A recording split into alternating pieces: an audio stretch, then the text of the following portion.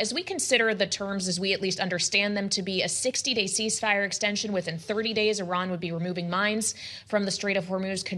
Commercial shipping would flow unrestricted. Once again, are these terms you believe the United States should agree to? I have no idea where this president is with this war. This has been a war of choice from the very beginning. There was no imminent threat to the United States. We've seen this same act before. Whether or not it's real this time, I don't know. They were just exchanging fire within the last 24 hours. All I do know is that this president has fumbled this entire war in the most magnificent way. The fact that we're paying almost $2 more per gallon for gas, the fact that we've doubled diesel costs for my farmers in Wisconsin, doubled the cost of airline fuel, spent over $90 billion on this war, and we may not even get to where we were with the deal we had under President Obama. I wish I could tell you there was any clarity with this, but with Donald Trump, there's rarely clarity. Well, Congressman, with that said, and I know you've been clear calling this the president's unnecessary war with Iran, if we were in a world in which you were advising the White House, would you withdraw forces now? Or do you need to continue that pressure to find a diplomatic solution? Yeah, the problem is they went into this without a plan. We had constituents that were caught over there. Clearly, there was no plan. We dealt very directly with some people on that. There's no plan on how to get out of this. They didn't really anticipate what was going to happen at the Straits of Hormuz. And we're not just affecting American consumers, but some of our best trading partners around the country, South Korea, Japan, they don't have natural energy sources. 70% of their energy comes through the Straits of Hormuz. We're hurting those people that are buying things directly from the United States, which hurts American companies. I just think Donald Trump has to, I know it's hard, but put the ego aside. He's the narcissist in chief, and try to understand that this has been a complete debacle and that we've got to reverse course as quickly as possible.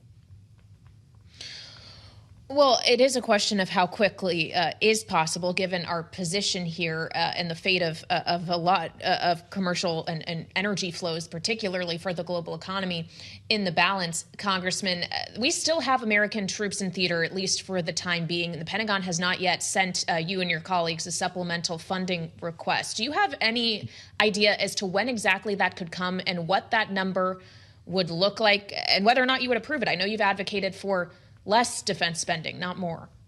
Yeah, look, 6 years ago, we started, Barbara Lee from California and I started a Pentagon spending reduction caucus when we were spending roughly 650 plus or minus $20 billion on defense to try to keep it in check. They've failed the last 8 audits. They can only account for 55% of their equipment, and yet we keep giving them money. And that was to hold it in then. We're at $1 trillion now, 6 years later, and the president wants $1.5 trillion for essentially defense contractors. This isn't really money that's going to the military. A small part of it is, but most of this is going to defense contractors.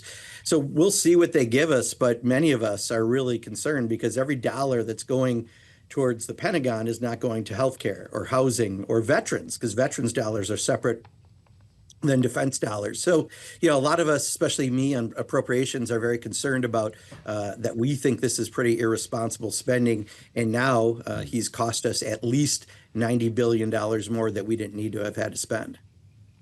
Well, Congressman, you agree with Steve Ellis at the group Taxpayers for Common Sense out with a statement following the House committee revealing details of this proposal. The nation cannot afford this bloat, he writes. We're up to our neck in debt, with interest payments now surpassing $1 trillion a year and interest rates rising. Meanwhile, the Pentagon, which still can't pass an audit, wants to spend taxpayer dollars on a gilded battleship that cuts against its own vision for a more agile and distributed naval force. What do Democrats do if that's the case then? Can you get to this in committee, or will Republicans in the majority make this a law?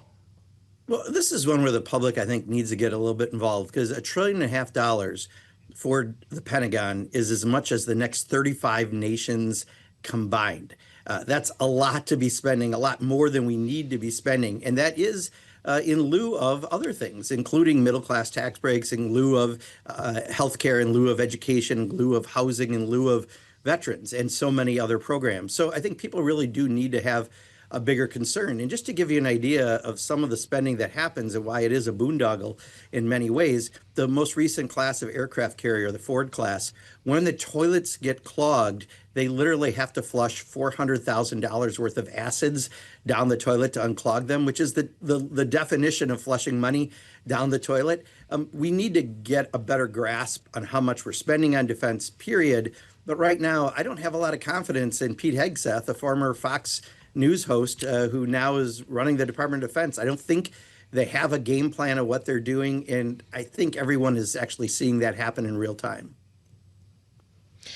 Well, as we consider whether everyone is seeing the things you are seeing, Congressman, it does seem that more Republicans are starting to become wary of being mired in this conflict in the Middle East. We saw the Speaker polling a vote on the War Powers resolution before the Memorial Day recess, but that is going to have to come to the floor when you return. Do you expect that it will pass?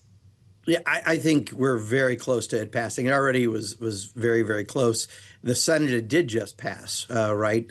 So I think we're on the cusp of it, which is why it got pulled last week. They played a game with saying the number of days that they needed to have us vote on it. But, I think there are enough Republicans to join, and I believe this time it will be every single Democrat, to make sure that we're doing what the Constitution says, which is Congress initiates any war, and therefore the War Powers resolution is so needed. I'm sure that's why Donald Trump's trying to quickly get something put together to avoid that. But at the same time, we want to make sure this is done right, and it's past time Congress get involved. What happens if the administration just blows right through it? How do you hold the White House accountable? Well, and that's where we're going to be able to see what power Congress actually has. Constitution makes us a co-equal branch of government. Speaker Mike Johnson might want us to be a subservient branch, but I think there are enough Republicans and Democrats who don't believe that is the case, or that we should be following the Constitution. And that means, it is Congress's ability to deal with this. So I think that vote very likely could be next week. And, hopefully we can bring some sanity to what's happening, because right now the president has fumbled this miserably. And, I don't want it to cost more American or Iranian lives.